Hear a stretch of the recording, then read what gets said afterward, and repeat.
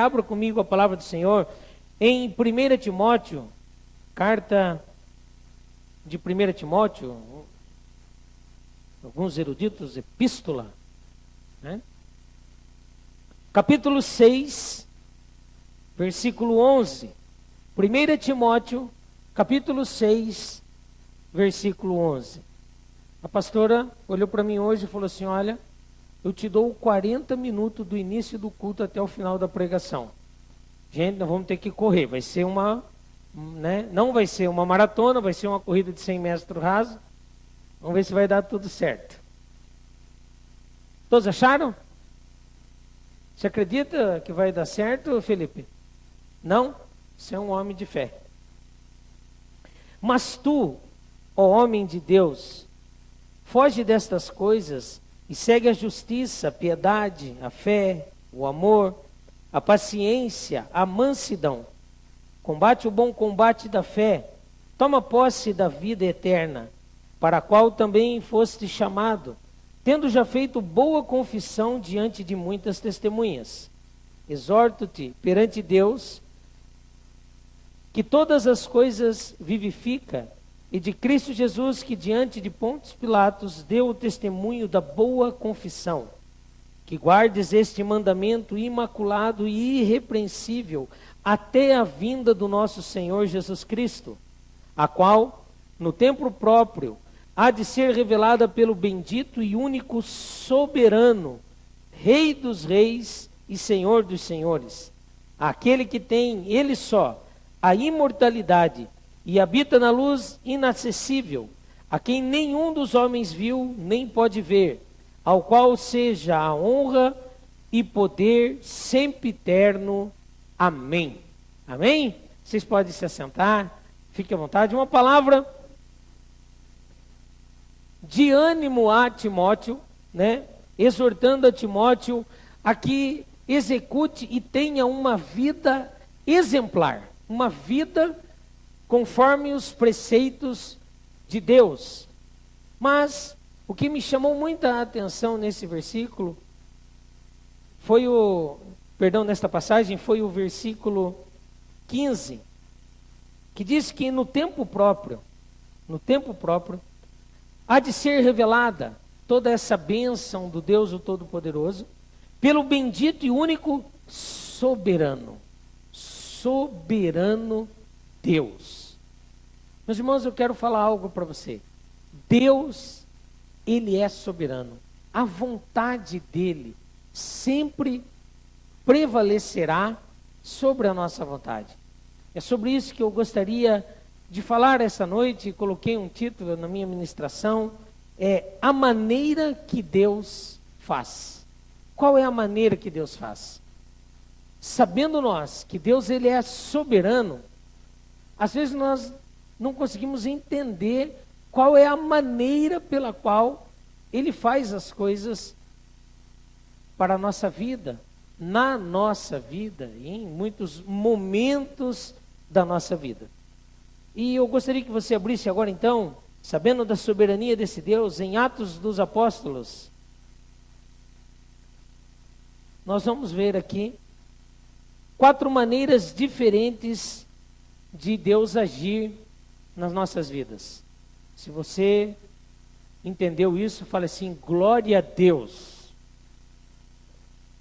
Pelos 4 itens, não porque você entendeu ainda, né? Porque eu nem comecei a pregar, mas geralmente o pastor fala um monte de itens, né? Muitos itens. Tem mania de 7, né? 7 é de Deus, mas hoje serão apenas 4. E isso é um bom começo, uma boa notícia, né? Anima o nosso coração, dá até para você se ajeitar na cadeira aí e falar assim: hoje vai ser rápido o negócio, né?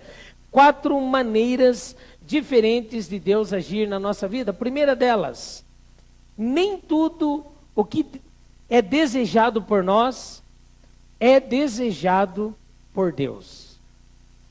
Quando nós começamos a entender isso, começa a mudar muito a nossa maneira de pensar. Nem tudo o que é desejado por nós é desejado por Deus. Então, abre aí Atos dos Apóstolos, capítulo 21. Uma história que Depois de Paulo estar em Éfeso e discursar, né, para os anciãos da igreja de Éfeso, e de ter lá ficado com eles durante 3 anos, pregando da palavra de Deus, compartilhando das bênçãos e crescendo junto com a igreja, ele então decide viajar para Jerusalém, e para uma missão que Deus já o havia chamado para a cidade de Jerusalém. E ele vai com muitos outros irmãos em Cristo para essa empreitada. E no capítulo 21, no versículo 17, quando Paulo chega em Jerusalém. No entanto, quando Paulo está chegando lá na cidade de Jerusalém, havia uma profecia sobre a vida dele, né, através de um profeta chamado Ágapo, de que Paulo seria ligado. Ele tem uma visão quando eles estavam orando, um pouquinho antes disso que nós iremos ler, e ele pega o cinto de Paulo e amarra nas mãos e nos pés, e ele diz que o dono daquele cinto, né, ele seria ligado, ele seria amarrado, condenado na cidade de Jerusalém. E a partir do versículo 17, diz assim: logo que chegamos a Jerusalém, os irmãos nos receberam com alegria. No dia seguinte, Paulo foi conosco à casa de Tiago, e todos os anciãos compareceram. Paulo saudou-os e contou com detalhes o que por seu ministério Deus fizera entre os gentios. Ouvindo eles isto, glorificaram a Deus e lhes disseram: bem vês, irmão, quantos milhares de judeus há que creem e todos são zelosos da lei. Acerca de ti foram informados de que ensinas todos os judeus que estão entre os gentios a se apartarem de Moisés, dizendo que não devem circuncidar seus filhos, nem andar segundo o costume da lei. Que faremos? Aqui começa uma indagação dos irmãos, logo na chegada dele em Jerusalém.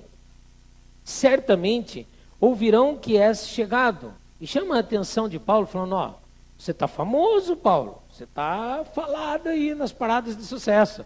E o povo está sabendo que você chegou aqui. Faze, pois, o que te diremos. Aqui começa, meus irmãos, a nós entendermos alguns propósitos, né, destas maneiras de Deus para a nossa vida. Continuando. Faze, pois, o que diremos. Temos 4 homens que fizeram um voto. Toma estes contigo e santifica com ele, e faz por eles os gastos para que rapem a cabeça, e todos ficarão sabendo que nada há daquilo que foram informados acerca de ti, mas que também tu mesmo andas em obediência à lei. Amém? O que estava acontecendo aqui? Paulo chega na cidade de Jerusalém, e todos ficam alegres com a presença dele. Nós acabamos lendo do versículo 17 ao 19. Há uma festa, e Paulo depois no versículo 20 e 21 fala das milhares de pessoas que estão se convertendo através do seu ministério, da pregação que ele tem colocado. Há uma alegria exultante entre todos eles, ficam todos alegres. No entanto, aqueles homens ali tinham uma preocupação. Paulo estava sentenciado, queriam prendê-lo, as pessoas estavam indo atrás dele. Ele já estava famoso antes mesmo de chegar a Jerusalém. E eles dão uma ideia para Paulo, né? Eles começam a buzinar no ouvido de Paulo, dizendo: olha, faze, pois, o que te diremos. Temos 4 homens que fizeram um voto. Falou: olha, eles estão fazendo um voto, eles estão dentro do contexto, estão falando que você aí está contra Moisés, não precisa mais circuncidar, você não anda mais debaixo da lei, está virando uma confusão danada aqui, estão falando aí que você é um crente aí meio revoltado, não gosta de igreja, está cheio de ideias aí revolucionárias. Olha, vamos fazer tudo como manda o figurino. Raspa a cabeça igual do pastor Marlos, fica todo mundo igual, tem uns caras fazendo voto aí para dizer que está na igreja. Já pensou, Maicon? Né, Maiquinho? Vamos rapar a cabeça? Só na moda assim, no lado, né? nada de loucura. Eles estavam o quê? Tentando achar uma maneira de conciliar Paulo, porque havia uma conspiração sendo levantada contra Paulo. Qual conspiração? Abra comigo em Atos 23, para nós começarmos a entender. Veio um conselho aí, né? Porque havia uma fofoca contra Paulo. O povo estava dizendo que Paulo estava fazendo essas atitudes que acabamos de ler aqui no versículo 21 e 22, e eles fazem então, e dão um conselho a Paulo. Qual era a conspiração que estavam levantando contra Paulo? Atos dos Apóstolos, capítulo 23, do versículo 12, diz assim: uma conspiração. Aí Paulo chega em Jerusalém e começa a pregar, e vai até o templo, e lá ele ora. Deus fala com ele tem uma revelação direta do nosso Senhor Jesus Cristo. E no versículo 12, diz assim, do capítulo 23. Quando já era dia, os judeus fizeram uma conspiração e juraram que não comeriam nem beberiam enquanto não matassem Paulo. Olha como ele era famoso. Queriam matar o homem. Eram mais de 40 os que fizeram esta conjuração. Estes foram ter com os principais sacerdotes e anciãos e disseram: conjuramo-nos sob pena de maldição a não provarmos nada até que matemos a Paulo. Versículo 15. Agora, pois, vós e o sinédrio, rogai ao comandante que vô-lo traga amanhã, como que querendo saber mais alguma coisa de sua causa. Antes que chegue, estaremos pronto para matá-lo. Meus irmãos, esta é a conspiração contra Paulo. Nós lemos ali no capítulo 21, que Paulo chega lá, existe toda uma alegria. No versículo 22, Paulo, ele então vai até o templo, e ele está fazendo as suas orações, como que de rotina. E as pessoas veem Paulo lá naquele lugar e começam a falar: esse cara aí, esse cara aí é um cara que anda fazendo confusão aqui, vamos pegar ele. E o povo, se você ler antes do capítulo 22, arrebata-o pelas mãos, pega Paulo, tiram ele do templo, joga ele para fora, fecham as portas do templo. Olha como eles eram duros, né? E lançam Paulo na prisão. Quando estavam lançando Paulo na prisão, ele, conversando com os romanos, ele fala a língua romana. Inclusive, os guardas se assustam, falam: você fala a língua romana? Ele fala: sim, eu falo. E os guardas, ele faz a seguinte pergunta para os guardas no versículo 37 do capítulo 21. Quando ia ser introduzido na fortaleza, Paulo perguntou ao comandante: é-me permitido dizer-te alguma coisa? Respondeu ele: sabes o grego, que era a língua romana? E ele fala: não és tu egípcio, que há poucos dias fez uma sedição e levou ao deserto 4.000 terroristas? Paulo respondeu: eu sou judeu, natural de Tarso, falando em grego, cidade não insignificante, e rogo-te, porém, que me permitas falar ao povo. Então, ele pede para que o guarda deixe-o falar. Eles estavam querendo matá-lo. Antes disso, que aconteceu, para você ter uma ideia, eles já estavam batendo em Paulo. Quando o centurião chega lá e acalma os ânimos das pessoas, tira ele do meio da multidão e está levando ele preso. Nós estamos falando que nem sempre a nossa vontade é a vontade de Deus. Os nossos pensamentos, muitas vezes, não são os pensamentos de Deus. Nem sempre o que nós almejamos é o que Deus almeja para nós. Então nós temos que estar atentos. Nem tudo o que nós desejamos é o que Deus deseja para nós. Nesse contexto, Paulo apanhando, então o centurião o tira do meio do povo, ele conversa com o centurião em grego, a língua romana, e ele pede para que ele se defenda. E ele faz um aceno para o pessoal. todo mundo, aquela agitação, prende esse cara, mata ele, vamos apedrejar, e aquela coisa tudo acontecendo. Paulo se levanta e começa a acenar para o povo então faz um silêncio, como este que está acontecendo agora, vocês aí quietos e eu falando, né? E eles falam, o homem vai falar, o que ele vai falar? Quando ele vai falar, um poliglota que eu era, ele começa a falar na língua judaica. Ele começa a falar então com o povo judeu, falando em a língua falada, o aramaico, né? E começa a conversar com eles. E ele se dirige a eles falando o hebraico, e eles então são surpreendidos. E ele começa a narrar toda a sua história novamente, que ele estudou aos pés de Gamaliel, que ele era fariseu, e quando ele percebe que está tendo uma sedição entre os fariseus ali, que estavam também vendo, ele usa destas palavras para comovê-los a não julgá-lo, até que chega um ponto em que ele fala que Deus assim o fez com ele.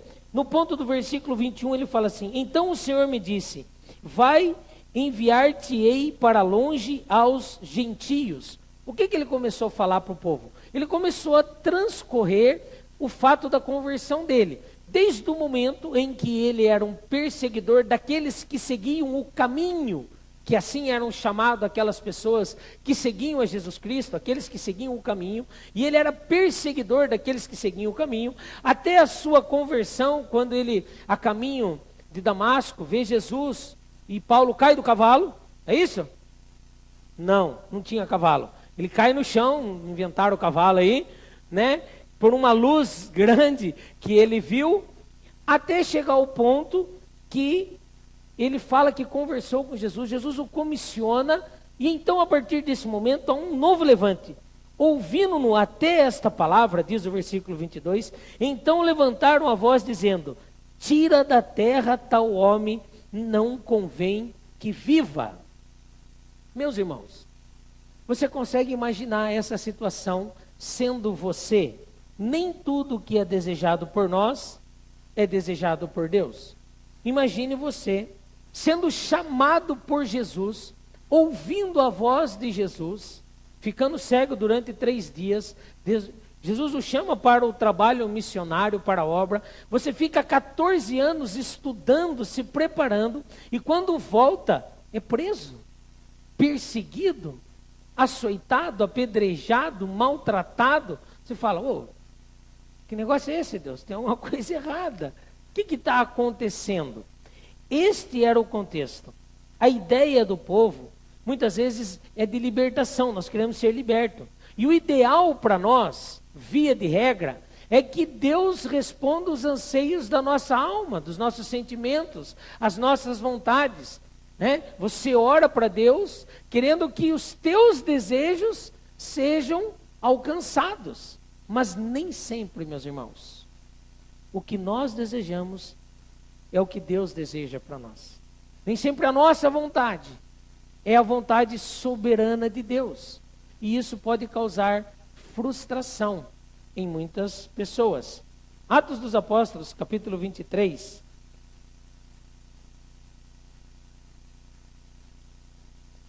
Paulo, então, sabendo de toda essa conspiração que se levantava contra ele, já de pronto aviso no capítulo 21, para entrar no 22, Paulo, ele recebe uma profecia de que ele seria morto em Jerusalém. E por que então, pastor, que ele vai para Jerusalém? Um homem teimoso, um homem duro. Meu Deus do céu. Sabe por quê, meu irmão? Versículo 11 do capítulo 23. Vou ler do 10 para nós entendermos um pouquinho.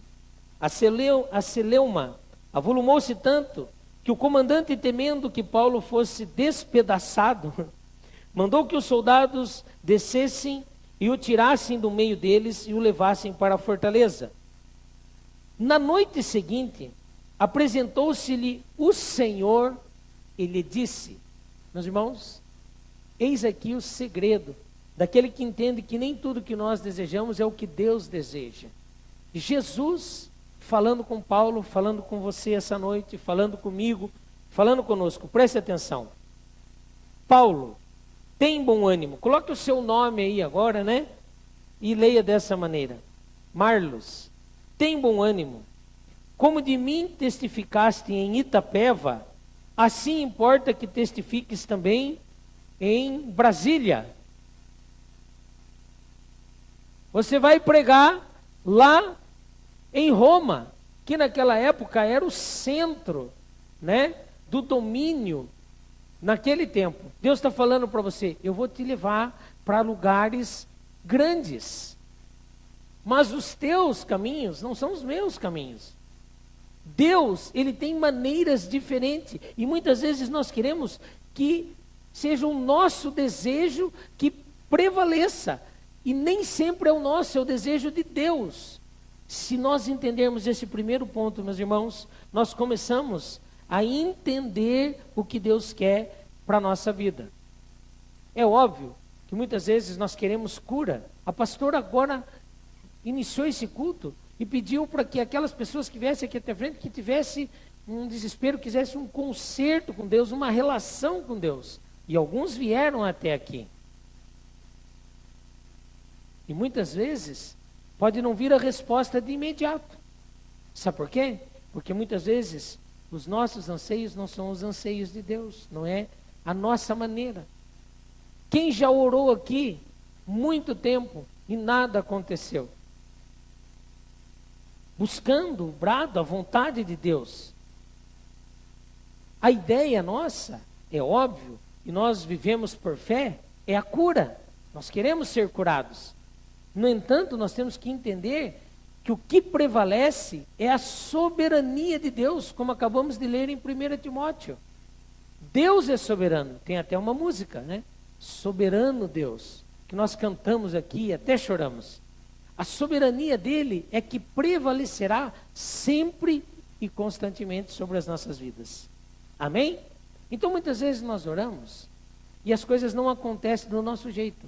Nós não podemos desistir. Agora, se você tomou posse desta palavra, né? Como de mim testificasse em Itapeva, assim importa que testifiques também em qualquer lugar que Deus te mandar. No caso de Paulo, Deus falou: é necessário que você vá a Roma. Quem sabe Deus está te chamando hoje para ir num lugar determinado, na tua casa, junto aos teus parentes, no seu trabalho, por seu vizinho. Às vezes não precisa ir muito longe. Deus tem um desígnio, mas nós queremos fazer sempre do nosso jeito, e não é do nosso jeito, é do jeito de Deus. Segundo, qual que é a maneira que Deus faz? Nem toda intervenção nos dará libertação. Nem tudo, meus irmãos, é milagre. E nem sempre o milagre é a forma de Deus agir na nossa vida. Amém? Nós queremos o milagre, cremos no milagre, eu creio no milagre, eu sei que Deus opera prodígios, milagres e maravilhas, eu tenho certeza, mas também eu tenho que ter a certeza de que nem sempre Deus quer agir desta maneira. E eu tenho que estar pronto para receber isso para a minha vida. O que é o segundo ponto? Escute isso. Nem toda intervenção nos dará libertação. É o caso do milagre. Qual é a intervenção que aconteceu com Paulo?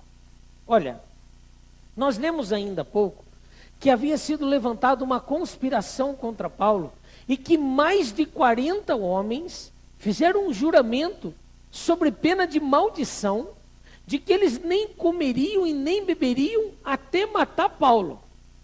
Olha a raiva que eles estavam de Paulo. Então, por um milagre de Deus, acompanhem comigo aí, Atos dos Apóstolos, capítulo 23, versículo, desde o 15. Fala ali que houve uma convenção, né? Uma reunião, e havia uma conspiração para matar Paulo. A partir do 15. Agora, pois, vós e o sinédrio, rogai ao comandante que vô-lo traga amanhã, como que querendo saber mais alguma coisa da sua causa, e antes que ele chegue, estaremos prontos para matá-lo. Ou seja, era uma emboscada. É o seguinte, chama o pastor lá, fala que ele vai orar lá em casa. Na esquina, nós damos uma paulada na cabeça dele. Nós 40, você pede para ele orar lá em casa. Na hora que ele estiver quase chegando lá, nós deixa o porrete na cabeça do pastor lá. Pronto, vamos acabar com essa história aí. Era isso que eles estavam querendo fazer com Paulo. Só que é o seguinte, meu irmão. Uma reunião de 40, quem sabe, é no mínimo 100. Em segredo. Quando você faz uma reunião em segredo, 40, 100 fica sabendo. É ou não é? Ainda mais com o advento do Facebook, Instagram, que mais? WhatsApp, Twitter também, né? O negócio se alastra numa velocidade. E é o seguinte, reuniu 40. Dentro do 40 está você. Você conta só para sua mulher. Não é? Ô amor, vou sair, tem uns negócios, tem uns babados aí meio forte aí. Se ore para nós aí que nós vamos descer o pau no cacete lá no Paulo. O que é, amor? Não, ora aí que o negócio vai pegar lá. Ora aí. E daí ele cai na... Ora aí, chama as tuas amigas. Pronto. 120 no mínimo está sabendo. Naquele mesmo momento que ia ter um... Então os 40, diz a palavra, mais de 40, rapidamente torna em 100, 120, 200 pessoas. Muitas pessoas ficam sabendo. É ou não é fato? Até briga de marido e mulher, né? O marido e mulher briga na hora ali assim. O que acontece hoje em dia? Principalmente as mulheres. Eu não tenho nada contra as mulheres, mas que elas fazem isso, elas fazem. Venha no curso de casais. Vai ser benção. Tem um capítulo inteiro sobre isso. O que ela faz? Na hora ela pega o WhatsApp. Olha o que o cachorro desse homem falou para mim. Ela estava gravando já a briga. E ela manda só para a melhor amiga dela. A melhor amiga dela conhece a mãe dela. Porque a melhor amiga dela manda para a mãe dela, a sogra. Rapaz, vou falar um negócio para você. Ela chega em casa com a torcida do Corinthians, a Gaviões do Fiel. Por sinal, a Gaviões do Fiel não anda muito bem no pedaço, não, que ela anda com os comunados, com os capetas aí. Você viu aí no carnaval aí? Andava arrastando Jesus lá. Pense bem o grau. Então, mais de 40, facilmente vira 100, vira 200, vira 300, vira 500. E desses 500, o sobrinho do Paulo ficou sabendo. Você sabia que Paulo tinha um sobrinho? Que morava em Jerusalém? Pastor, eu não sabia nem que ele tinha irmã, esse bendito Paulo aí. Quanto mais um sobrinho, quanto mais ele morava em Jerusalém, porque Paulo era de Tarso. O que esse sobrinho estava fazendo em Jerusalém? No meio do alvoroço. E estava sabendo que iam dar umas pauladas na cabeça do Paulo. Rapaz, que coisa é essa? Olha o que diz a palavra, versículo 16. Mas o filho da irmã de Paulo, olha o abençoadinho, apareceu na história. Aparece só aqui. O maior dedo duro da paróquia. Tendo sabido da cilada, entrou na fortaleza e avisou a Paulo. Meu irmão, como que esse menino ficou sabendo se acha que 40 homens que queriam matar Paulo ia chamar justo o sobrinho do Paulo? Sabe por quê, meu irmão? Porque o homem tem um problema, ele é boca aberta. Fala demais, né? Por isso deixa eu dar um conselho para a igreja. Cuidado para quem você abre o seu coração, porque às vezes sai muito rápido a informação. Foi o que aconteceu. E o sobrinho do Paulo ficou sabendo, e ele correu lá avisar Paulo. Paulo, o negócio é o seguinte, cara.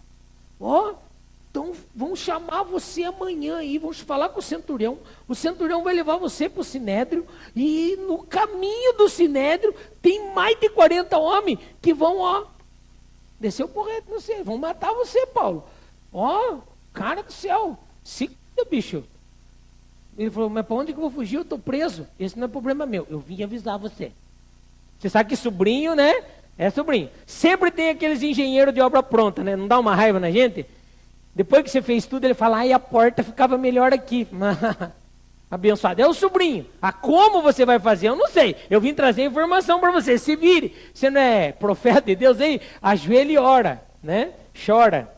Aí, O que ele faz? Ele fala, então você não vai embora não, moleque. Vem aqui. Tomando ele, levou ao comandante e disse. O menino pensou que ia falar e ia sair imune, porque geralmente quem faz a fofoca é assim, né? Assim acontece na igreja. Pastor, eu tenho um babado para falar para você. Eu falo assim, não fale então. Não, mas pastor, precisa, é muito sério. Eu falei, não fale. Não fale. É sobre fulano. Eu falei, ô fulano. Não, pastor, não chame ele não. Aí você chama o fulano, eu falo, querendo falar com você. Ele pergunta assim, quanto foi o jogo do Corinthians? Isso quando não põe a gente em fria. Fala, depois assim, pastor, eu tenho um negócio para falar para você. A mulher do filho ela saiu lá na vizinha, ela pulou o muro lá, cerca, lá tá lá no... você tem que dar um jeito, pastor. Eu falei, eu vou chamar você. Não, pastor, não fale que fui eu. Mas como não? Como que eu vou falar? Isso é fofoca. Como que eu vou chegar lá e vou falar assim, que o outro lá estava pulando a cerca com a outra, com a coisa lá. Você que viu, você é testemunha ocular. Não, pastor. Então, morreu o assunto. Eu falei, beleza. Você é pecador tanto quanto aquela que pulou a cerca e o murinho, porque você sabe, é conivente. Ai, pastor, eu falei, ai mesmo, capeta, você guarda capeta, tá junto. Você quer falar, quer pôr eu no fogo, mas não quer fazer nada? Era o menino. Aí o menino queria escapar. Queria falar, eu vim aqui, falei, deixa eu ir embora, senão eles me prendem. Vem cá, meu sobrinho. Porque sobrinho a gente pode fazer isso. Longe do irmão da gente. Não dá uma confusão em casa também, que você nem imagina. Ainda mais sendo irmã. Tomando ele, levou o comandante e disse, Paulo chamando a si, dos centurões, disse, leva este jovem ao comandante, ele tem alguma coisa para te comunicar. Agora eu falo para você, sabe onde que os pastores aprenderam a fazer isso? Com Paulo. Você falou, pastor, eu tenho um negócio para falar. Fala. Fulano lá está fazendo isso. Espera aí, vamos falar com fulano. Não, eu não quero, pastor. Deus é livre, vou arrumar confusão. Você quer que a confusão fique comigo? Tem que fazer igual Paulo. Você vai falar com ele lá. Eu vou ser testemunha. Vamos ver se vai falar mesmo. Fica só. A partir de hoje eu vou ficar só testemunha, fico ouvindo. Vou arrumar menos encrenca. Fala aí. Fala. Quanto foi o jogo do Corinthians? Levou o menino para conversar. O que aconteceu? Olha o versículo 18, eu acho muito legal, cara. A palavra, ela ensina a gente. Olha que delicadeza do guarda. Tomando ele, levou ao comandante e disse, o preso Paulo, chamando-me a si, rogou-me que te trouxeste este jovem, que tem alguma coisa para te dizer. Ó, o gurizinho aí tem coisa para falar para você aí. O comandante tomou-o pela mão. Olha, bem, vamos fazer assim, né? Vamos aprender, vamos fazer mais delicado. E pondo-se à parte, perguntou-lhe em particular, que tens para me contar? Olha, tá vendo como é que funciona?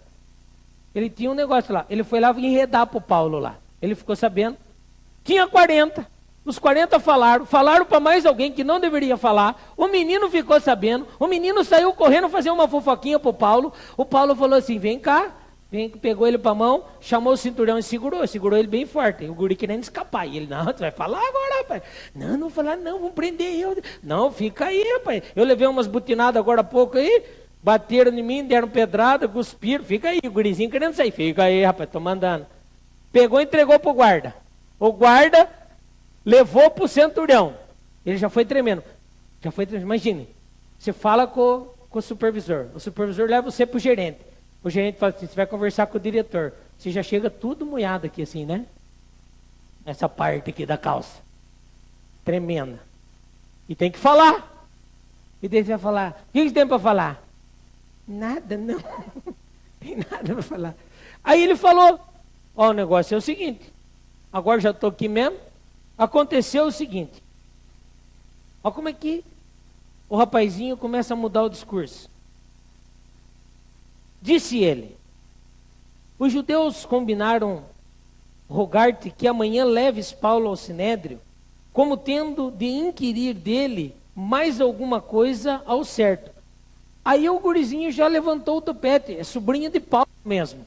sobrinho de Paulo, Galinho Ganizé, já começou a dar foi dar conselho para o cinturão. Olha o que ele fala.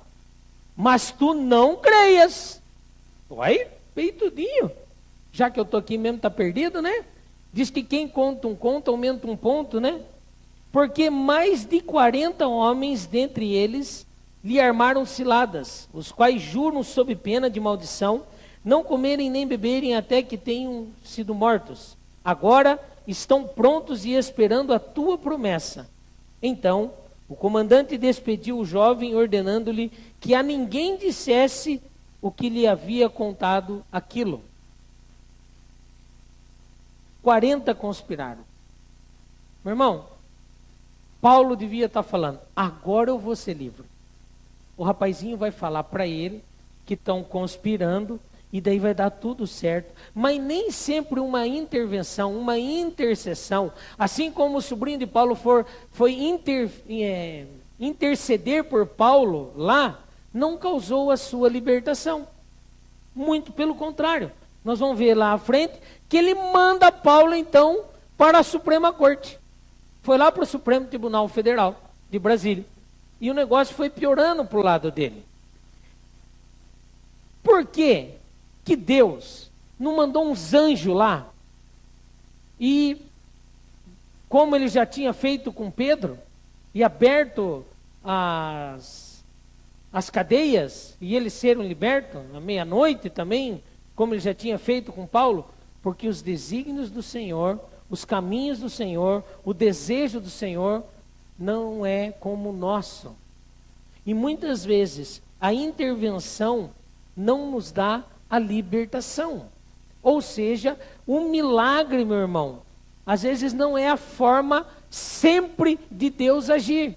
Deus opera milagre? Opera. Mas às vezes ele faz que não haja milagre. Ele poderia mandar um anjo, ele poderia mandar uma espada de fogo e abrir as janelas, as portas e liberar Paulo, e Paulo saía. Tá vendo? Aqui, ó, meu Deus, aqui, ó para vocês, ó. Mas não foi assim. Por quê? Porque Deus estava tratando. Tem um milagre que você almeja na sua vida e não está acontecendo? Deus está te tratando, Deus está te polindo. Você está com um problema financeiro e está difícil de resolver? Calma, Deus está te tratando, Deus está te polindo. Está com um problema no casamento, no matrimônio? Calma, venha terça-feira às 8 horas e participe do curso. Deus está te polindo. Ele está falando, eu não vou resolver o teu problema assim como um passe de mágica, como um milagre, porque eu conheço o seu coração. Muitas vezes ele pode agir dessa maneira. E ele fala assim, se eu arrumar agora, você nunca mais volta na igreja. Eu tenho que fazer você vir em 8 cursos de casais para você aprender a amar a igreja. Para você se aperfeiçoar, para você aprender. As maneiras de Deus são diferentes. Terceiro, está acabando, hein? Nem todo conselho é o que parece. Nem todo conselho, meus irmãos, é o que parece. Nem sempre você tem que atender aos conselhos. Atos dos Apóstolos, capítulo 21, voltando um pouquinho, que nós já falamos, olha o que falam os conselheiros, os irmãos em Cristo de Paulo.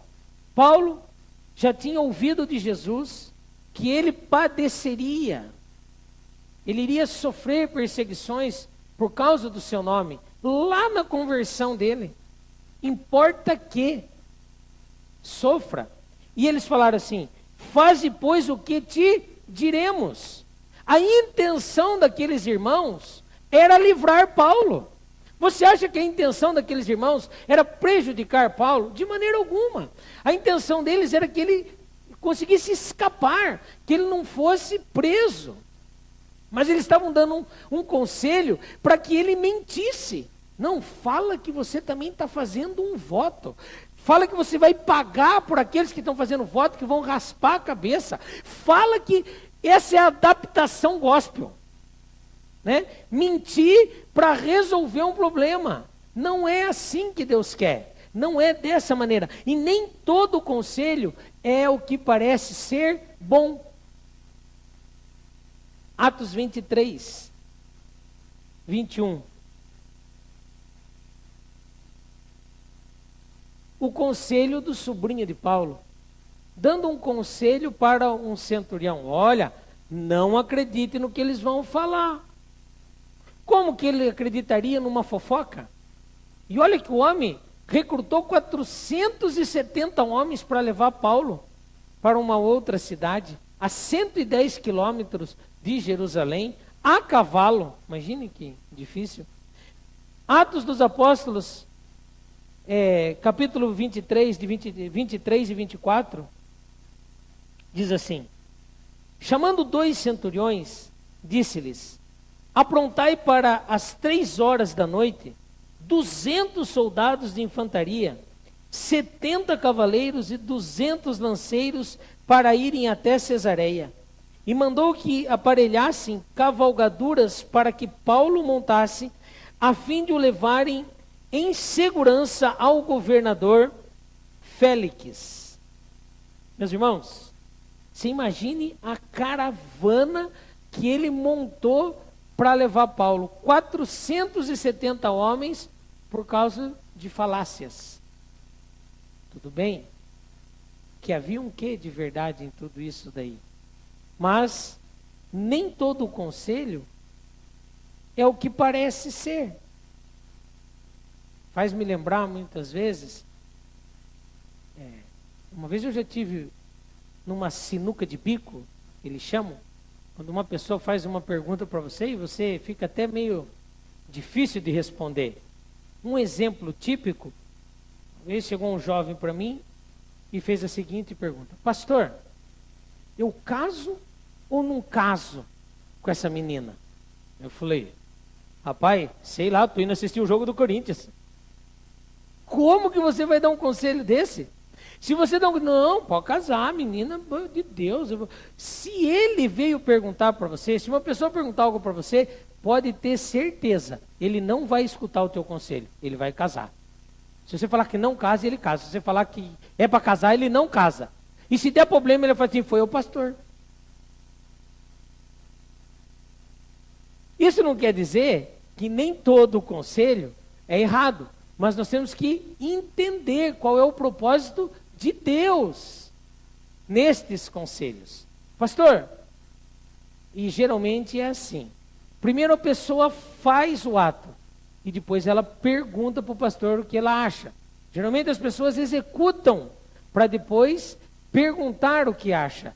Isso, meus irmãos, é muito perigoso, porque nem todo o conselho dado é um conselho correto, é um conselho certo, é um conselho que parece ser verdade, mas não o é. Tome cuidado. E por último, para nós encerrarmos, nem tudo que parece derrota é. O que aconteceu com Paulo? Todo esse emaranhado, ele acaba indo para Cesareia. É levado para Cesareia. E num primeiro momento, Paulo ainda tem que escutar uma carta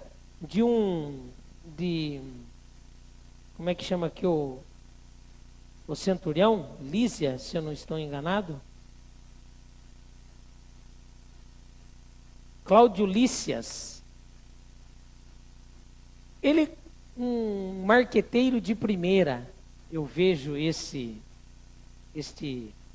centurião, porque quando ele escreve uma carta enviando Paulo para o julgamento em Cesareia, ele usa sempre na primeira pessoa. Olha que interessante. Em Atos dos Apóstolos, capítulo 25, diz assim: e escreveu-lhe uma carta que dizia: Cláudio Lísias a Félix, excelentíssimo governador, saúde. Ó, que bonito. Esse homem foi preso pelos judeus, e estando já a ponto de ser morto por eles, sobrevim eu, com a tropa, e eu o livrei ao saber que era romano. Era nada, ele nem sabia, foi Paulo que falou para ele. Querendo saber que o acusavam, eu o levei ao sinédrio deles.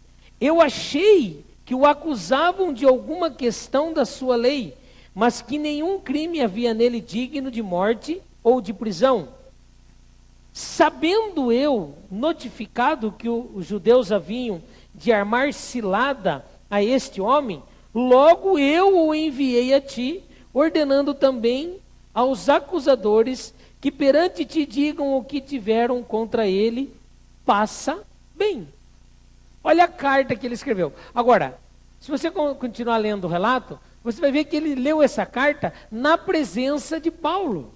E Paulo deve estar pensando, olha, além de eu vir preso aqui, né, achando que eu ia ser livre, e nem tudo, meu irmão, que parece derrota ele continua sendo preso. Mas qual o propósito de Deus? Paulo é preso e começa a pregar para Félix e fica 2 anos preso naquela cidade, e Deus operando até que o envie para Roma, onde foi a sua última viagem. E nós? Quantas vezes nós oramos querendo que Deus nos livre de algo e Deus ainda concede mais prisões? Jesus, eu pensei que eu vim aqui hoje, pastor, receber uma palavra de alento, de direção, motivação. Para nós, a nossa vontade sempre tem que ser a ideal, é óbvio.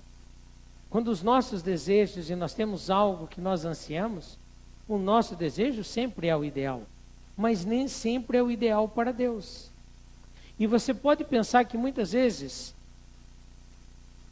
a derrota, ela é o fim, que você acabou, mas não é. Tem um propósito. Paulo preso pregou para muitos soldados e era o propósito de Deus até levá-lo a Roma. Nós temos que aprender a ter paciência para podermos sobreviver, inclusive nos tempos maus, nos tempos difíceis. Será que nós estamos fazendo isso na nossa vida?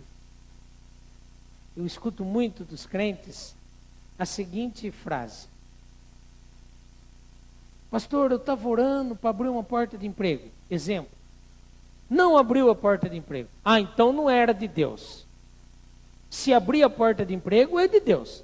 Mas se não abrir a porta de emprego, não era de Deus. Ah, eu estava orando para casar. Ah, não deu certo, ela desmanchou comigo. Ah, também não era de Deus. Então quer dizer, só é de Deus quando a sua vontade prevalece? Quando a minha vontade prevalece? Não. É Deus querendo falar: eu não vou arrumar esse emprego para você, porque vai dar muita dor de cabeça para você. Eu não vou arrumar esse emprego para você, porque você tem que se preparar melhor. Você ainda não está bom o suficiente. Você não vai casar agora, porque você está com um propósito errado. Vai esperar mais um pouquinho. Você não vai conseguir essa independência financeira sua, porque você não está preparado para administrar bens sobre as suas mãos. Você ainda precisa amadurecer nesse sentido. Então, nós temos que aprender que nem tudo que parece uma derrota para a nossa vida, de fato é. Às vezes, é um livramento de Deus, ou Deus nos preparando para algo ainda maior. A equipe de louvor pode subir, nós vamos orar. Então nós vimos que nem tudo o que é desejado por nós é desejado por Deus. Paulo passou por isso. O desejo dele e o desejo daquelas pessoas que estavam com ele era que ele fosse liberto. Mas isso não aconteceu.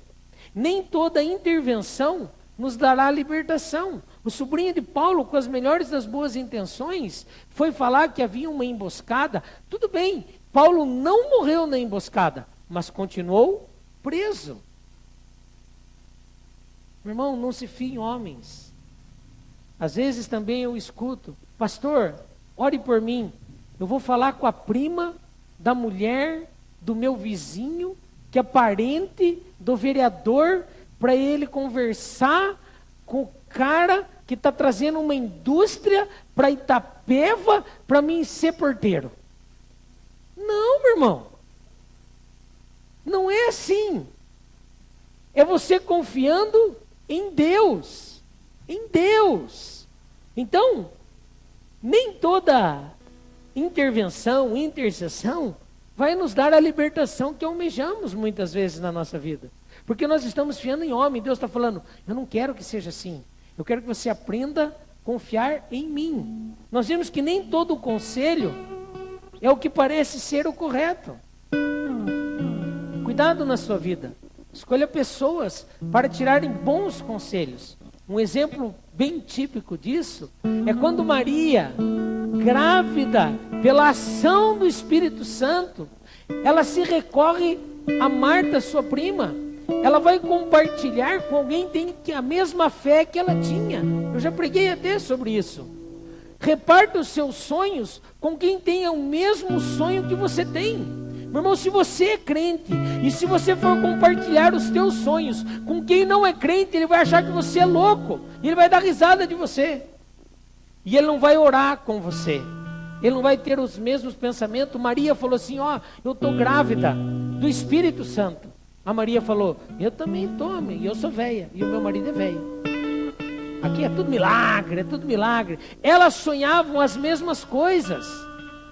Aí dá certo. E por último, nem tudo que parece derrota, muitas vezes na nossa vida é. Eu já cansei de orar, meu irmão, para uma pessoa e ela não ser curada. Eu já contei para vocês, no início da minha conversão, eu cheguei num velório, eu estava louco para orar para o morto levantar. Quem já teve essa vontade aí? Só eu sou louco? Se nunca foi num velório, está lá a pessoa, você fala assim, levanta e anda. Mas você faz isso lá pelas 3:30 da madrugada, quando não tem ninguém, né? Foi todo mundo embora. Hã? Aí você chega assim, levanta e anda, e fica olhando para o lado para ver se não tem ninguém. É, Deus, morreu mesmo. É a tua vontade, né, Senhor? Quantas vezes você se frustrou em oração? Orou para uma pessoa, ela falou assim, estou com dor de cabeça, você ora para mim? Fala, senhora, vem cá. Senhora, né? Entra na presença de Deus, coloca anjo em tudo em roda, espada de fogo. Na hora que você termina a oração, ela fala, nossa, cara, porque orou com essa gritaria tua aí? Ou só eu que passo por isso? Uns tempos atrás eu estava tão cansado, meu irmão, tão cansado de noite, e a Silvia inventou de ter cólica de rim.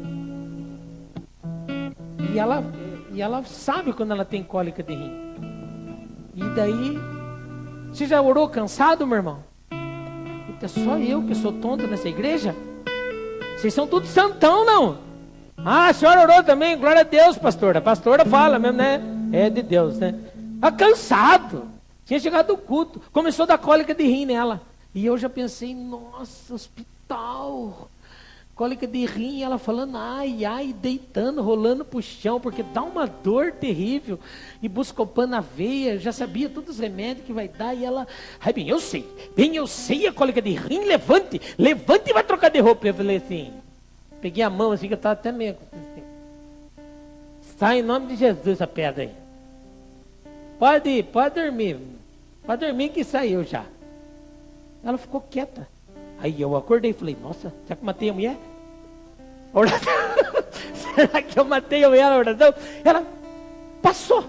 Eu falei, aí eu engrandeci, né? Você está falando com o pastor, mulher? Está falando com o homem de Deus? Tá duvidando da minha fé? E eu duvidando da minha. Ela falou, passou. Levantou, foi no banheiro, fez xixi, saiu a pedra. Rapaz, daí eu vi que há poder na oração em nome de Jesus. Mesmo você com sono, mesmo você cansado, passado uns tempos, ela teve de novo. E eu já fui com aquela, né? Aquele dia eu estava cansado, peguei a mão, joguei lá em cima. No outro dia eu estava bem, estava com fé, porque eu sabia que Deus operava. Daí eu cheguei e já pus as 2 mãos na cabeça dela. E aqui, igual aquele pastor, daquela mexida assim, né? Tipo liquidificador. Falei assim, receba em nome de Jesus. Ela, leva eu para o hospital, bem. Leve eu para o hospital. Pelo amor de Deus, leve eu para o hospital. E nós fomos para o hospital. Eu fui indignado, meu irmão. Eu falei, meu Deus, como que pode? Eu sou pastor. O senhor está de brincadeira comigo. Eu estou orando para minha mulher. Uma hora que eu estou cansado, sai a pedra, ela vai lá, gospe lá no vaso sanitário. Agora que eu orei de liquidificador, chacoalhei, peguei na orelha dela, balancei, orei, clamei os anjos, espada de fogo, e gritei, e ela manda eu para o hospital. Deus fala assim, é por isso que eu dei o dom para os médicos abençoados de ganhar dinheiro. Deixa eu usar quem eu quiser. Eu tenho o domínio. Eu sou o soberano. Eu não, Deus. Eu sei como faz as coisas. Eu usei você, cansado, que nem queria orar para sua mulher que disse que você ama. Pegou a mãozinha assim e jogou lá. Irresponsável. Eu uso quem eu quero, quando eu quero, da maneira que eu quero. Leva a tua mulher para o hospital. Beleza, Deus, desculpa aí. Chega lá, usa a mão dos médicos, usa a mão dos engenheiros, usa a mão dos profissionais, usa a mão, meus irmãos, dos vendedores, usa a mão daqueles que Ele quer. Por isso que Lucas era médico, outros pescadores, outros administradores e cobradores de impostos. Deus quer usar você com o dom, com o talento que você tem. Então não se preocupe que se muitas vezes não der certo de uma maneira, é porque Deus está falando para você, eu estou te ensinando, tem jeito sim, e vai dar certo. Tenha fé. Vamos orar?